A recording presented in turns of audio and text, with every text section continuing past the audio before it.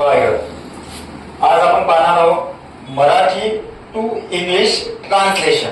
Marathi to English translation म्हणजे मराठीचं वाक्य आहे तर त्याला इंग्रजीमध्ये ट्रान्सलेशन कसं करायचं आहे. फरक काय आहे त्याच्यामध्ये मराठी टू इंग्लिश ट्रान्सलेशन करताना पहा. इथे मी एक वाक्य दिलेलं आहे, तो दूध पितो. ठीक आहे, हे मराठीचं वाक्य आहे आपल्याला. त्याच्यानंतर पहा, तो म्हणजे काय झाला मराठीचा सब्जेक्ट, यालाच म्हणतात मराठीमध्ये कर्ता. दूध काय झालं ऑब्जेक्ट, याला म्हणतात मराठीमध्ये कर्म. मराठी ग्रामर मध्ये शिकवणार मी तुम्हाला. पितो म्हणजे आपला काय झाला मेन वर्ब, तो दूध पितो. मराठीमध्ये बोलताना आपण पहिले काय वापरतो रे, पहिले वापरतो आपण सब्जेक्ट, त्याच्यानंतर येते ऑब्जेक्ट आणि शेवटी येते मेन वर्ब. परंतु इंग्रजीमध्ये ट्रान्सलेशन होताना बदल होतो. बदल कसा होतो आता पहा.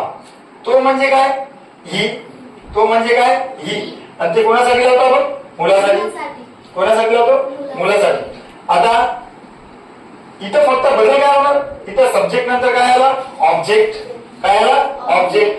परंतु इंग्रजीमध्ये सब्जेक्ट नंतर काय येणार वर्ब, काय येणार सब्जेक्ट नंतर वर्ब, मेन वर्ब होणार. एक्झाम्पल, हे पितो कुठं गेला इथं. पितो म्हणजे ड्रिंक्स, ही ड्रिंक्स मिल्क, इथं काय आला ऑब्जेक्ट, शेवटी काय आला ऑब्जेक्ट. पहा मराठीमध्ये पहिला काय आला सब्जेक्ट, त्याच्यानंतर ऑब्जेक्ट, त्याच्यानंतर मेन वर्ब. समजा लागलं ना, व्हेरी गुड. आणि त्याच्यानंतर पहा इंग्रजीमध्ये बदल कसा झाला, सब्जेक्टचा सब्जेक्ट ऍज इट इज राहिला, परंतु जे पितो आहे ते वर्ब मेन वर्ब कुठं आला मधातला, म्हणजे subject plus verb plus object. हे झालं आपला सिंपल प्रेझेंट टेन्स. काय झालं आपला सिंपल प्रेझेंट टेन्स. आता ट्रान्सलेशन कसं होतं पहा, तो दूध पितो, आपण तो साठी काय लावतो ही, हे काय झालं आपल्याला सब्जेक्ट, ही म्हणजे तो. आता नियम काय आहे, subject plus verb plus object इंग्रजीमध्ये करताना. तो दूध पितो, तो दूध पितो, अशा प्रकारे याच्यामध्ये बदल झालेला आहे. ही तो, आता वर्ब आला इथं, पितो काय पितो तर ऑब्जेक्ट दूध. समजलं. अशा प्रकारे इंग्रजीचा मराठीमध्ये रूपांतर होतो किंवा मराठीचा इंग्रजीमध्ये रूपांतर होतो. आणि हेच वाक्य जर दुसरा कोणता आपण दिला, मी तुम्हाला दुसरं वाक्य देतो बघा इथं.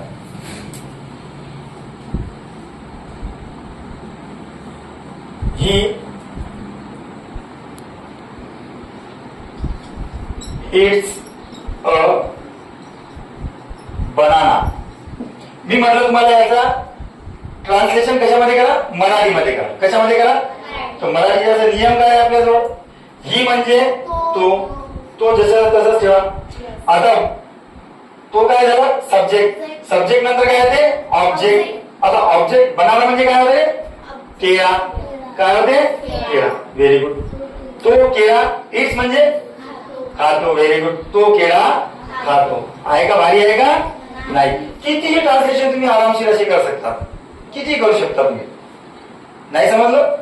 हा आता पहा इकडं समजून घ्या. शी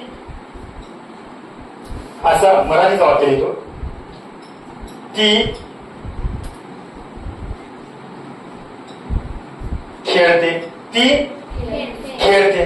आता काय करायचं, याच्यामध्ये आपल्याला ऑब्जेक्ट आला नाही, याच्यामध्ये काय सब्जेक्ट आहे आणि मेन वर्ब आहे. सब्जेक्ट आहे आणि मेन वर्ब आहे. तर काय आहे तुम्ही शी प्लेस, काय ना शी PLAYS प्लेस, शी प्लेस. सरळ सरळ लिहिलं तुम्ही, शी प्लेस ती खेळते. आता याच्यातला भाग काय, ती खो खो खेळते.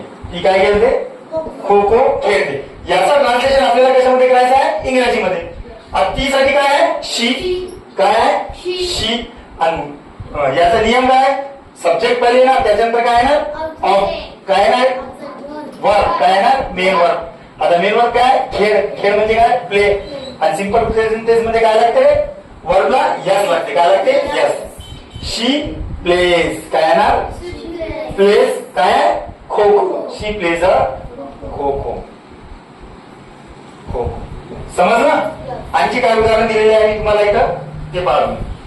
सर्वात पहिले फर्स्ट टाईप म्हणजे काय? पहिला प्रकार पहा, सब्जेक्ट प्लस मेन वर्ब. आता मेन वर्ब कोणते आहे शिकवलेले आहे मी तुम्हाला. Go, went, gone, going, sit, sat, sat, sitting, watch, watch, watch, watching, है ना, प्ले, प्लेड, प्लेड, प्लेइंग. अरे मेन वर्ब म्हणजे समजलं?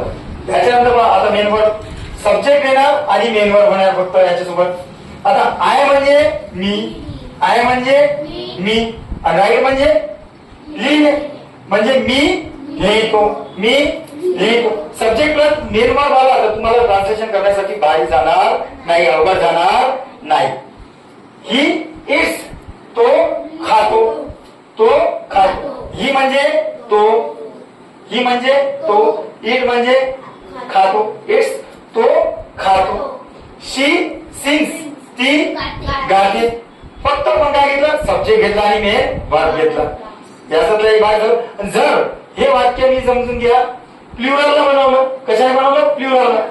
आता मी समजून इथं लिहिलं वी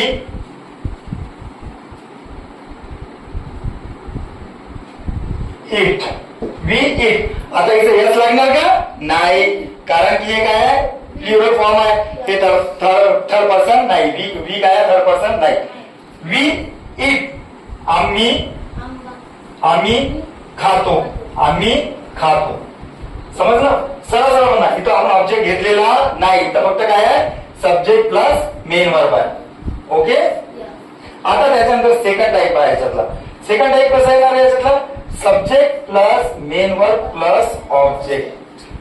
इथं ऑब्जेक्ट नव्हता, इथं आपण ऑब्जेक्ट पासून तयार केलेला वाक्य. आता subject plus main verb plus object. आता उदाहरण पहा, आपला सब्जेक्ट काय बनला इथं आय, काय बनला आय.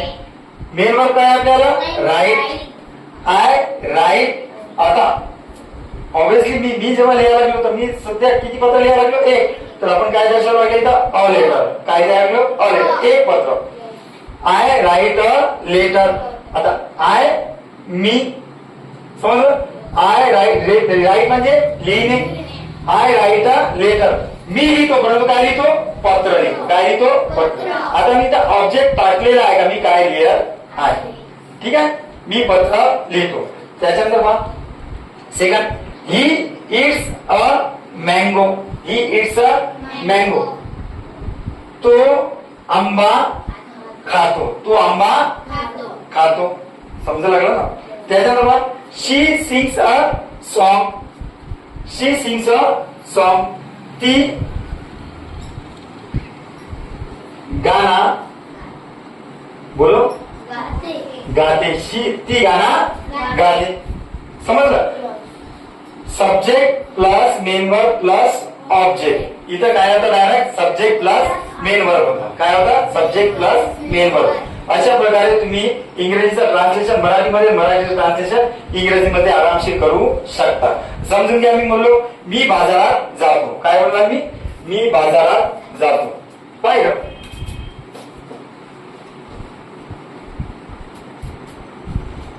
इथं समजून घ्या, मी तुम्हाला लिहायला लागलो.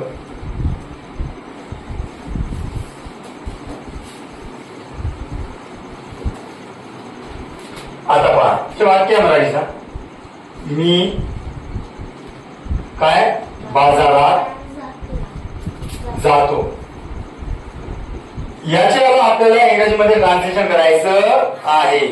मी बाजारात जातो. मी सगळ्यांना आहे, व्हेरी गुड. मी सगळ्यांना आहे. आता याच्यामध्ये काय आलं, subject plus object plus verb. आता इथे काय आलं, सब्जेक्ट प्लस मेन वर्ब. जाण्याचा शब्द कोणता आहे, go, very good. I go to, बाजार म्हणजे market, very good. I go to market, I go to market म्हणजे मी बाजारात जातो, मी बाजारात जातो. लक्षात ठेवा, मराठीचा इंग्रजीमध्ये ट्रान्सलेशन करताना वाक्य लक्षात ठेवा. मी काय आहे, सब्जेक्ट, बाजार काय आहे, ऑब्जेक्ट, आणि जातो काय आहे, मेन वर्ब. याच्यामध्ये बदल कोणता व्हावा लागला, सब्जेक्ट ऍज इट इज राहणार. ओके, हे जे मेन वर्ब आहे सब्जेक्टला लागून येणार, कुठे येणार, सब्जेक्टला लागून, सब्जेक्ट नंतरच येणार. आय गो काय ना देर वर, त्याच्यानंतर काय येणार ऑब्जेक्ट, तर ऑब्जेक्ट इंग्रजीमध्ये शेवटी येणार. समजलं? अशा प्रकारे तुम्ही